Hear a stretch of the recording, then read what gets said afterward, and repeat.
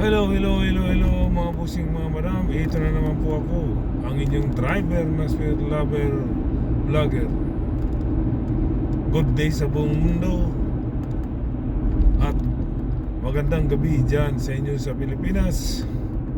Shout out sa buong mundo. Shout out sa Luzon, Visayas, Mindanao, Philippines, mga busing mga madam.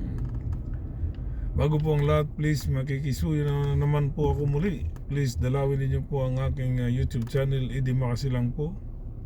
At pakisubscribe na rin po mga busing mga madam. Click niyo ang notification. At pag nakita niyo yung all, tuldukan niyo lang po yan mga busing mga madam. Nang makita niyo lahat ng mga in-upload ko sa aking munting bahay sa channel kong Eddie Makasilang, sa YouTube channel ko po mga busing mga madam. Okay. At sa aking Facebook naman, maraming salamat po mga busing mga madam sa mga followers ko ng aking minamahal na hindi nagsasawa sa akin. Patuloy po ako laging nagpapasalamat sa inyo at hindi nagsasawang laging nagpapasalamat sa inyo sa inyong pag-follow. Maraming salamat po mga busing mga madam. Sa hindi pa po nag-follow, please like and share sa aking Facebook. At mag-comment din po kayo mga busing mga madam, kasi babasahin ko yan at nagre-reply po naman ako mga busing mga madam. Okay, maraming salamat po sa inyo mga busing mga madam. Okay, pag-usapan natin lang itong si matandang Chavit season, di ba? Now, so dahil sa sobrang niyang pang-atake sa gobyerno o sino man yung taong inatake niya, ayun, bumaba ang warrant of arrest sa kanya at naaresto. Naaresto yung matanda dahil sa kaso niyang cyber level na yung tumitira. Kasi yung cyber level kasi yan yung mga kung sino-sinong taong tinitira niya. Hindi kasi nalaman kung sinong tao yung tinira niya eh. Basta bumaba na lang yung kaso niya galing sa Quezon City, yung warrant of arrest niya, di ba? Akala siguro ng matanda kasi very powerful siya. Ayun. Di ba? Kaso lang siyempre may kwan din naman yan eh. May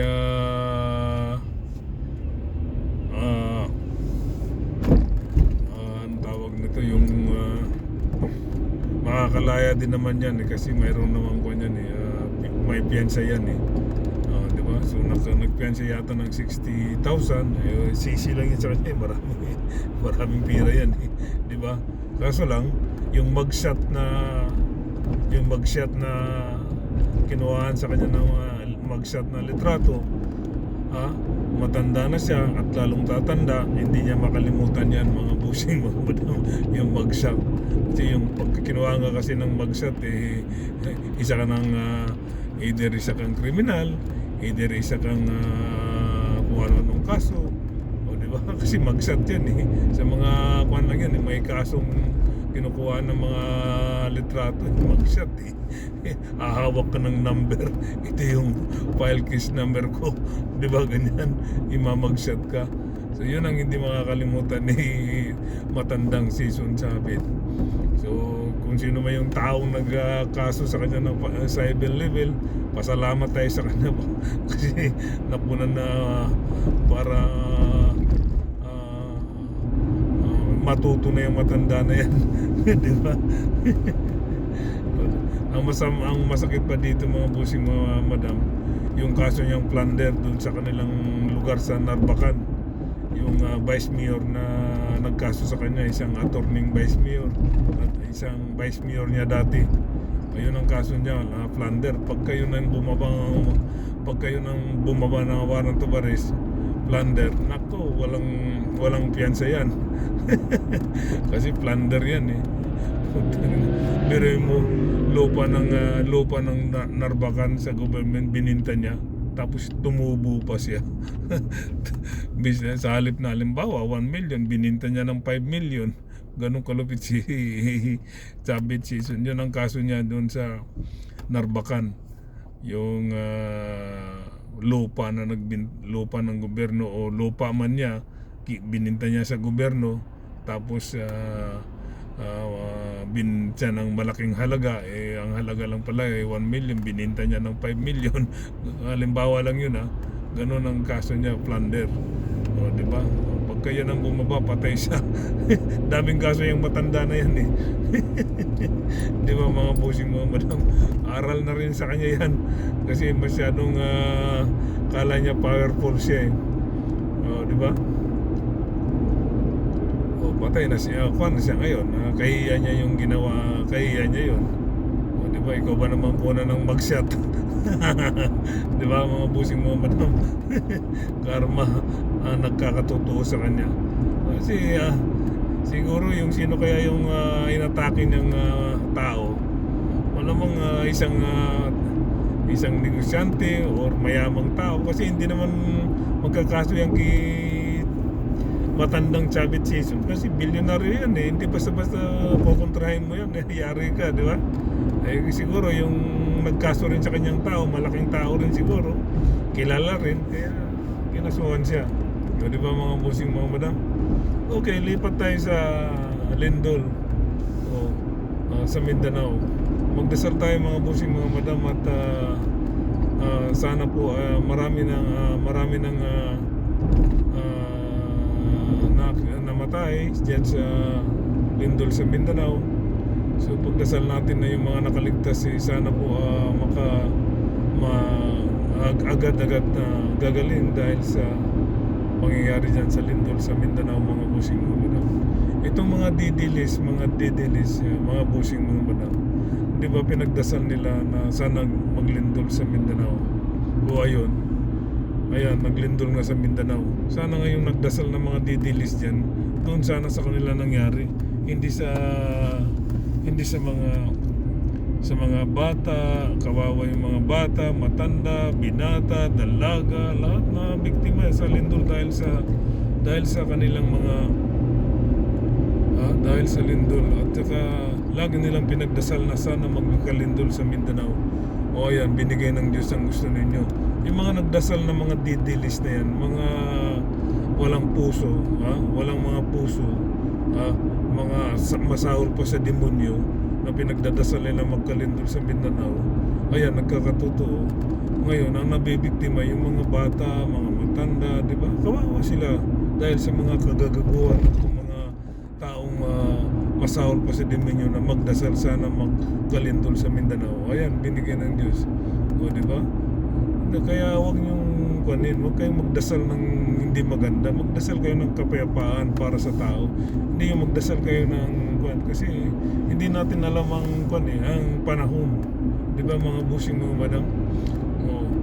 Ano nangyari sa inyo? Nagkakatotoo yung dasal ninyo. Tapos pagka tinira pa ninyo ang aming mahal na Pangulong si Bongbong Marcos, sagad hanggang buto yung mga paninira ninyo sa kanya. Wala na kayong lagi yung sinasabing bangag, adik, magnanakaw, yung bang paulit-ulit ninyong sinasabi yan kay Bongbong Marcos, sa aming mahal na Pangulo, pero hindi siya nagsasalita. Kaya lang yung karma, grabe, kasi bumabalik sa inyo di ba? Ang taong lagi ninyong kinukutya, at ang taong hindi nagsasalita, nagsasalita sa inyo, yun ang delikado, yung balik kasi magkakatotoo talaga sagad hanggang buto ninyo ang pagmukutsa ninyo sa aming mahal na Pangulo, pag paninira ninyo sa pamilya niya. Wala na kayong awa sa aming mahal na Pangulo.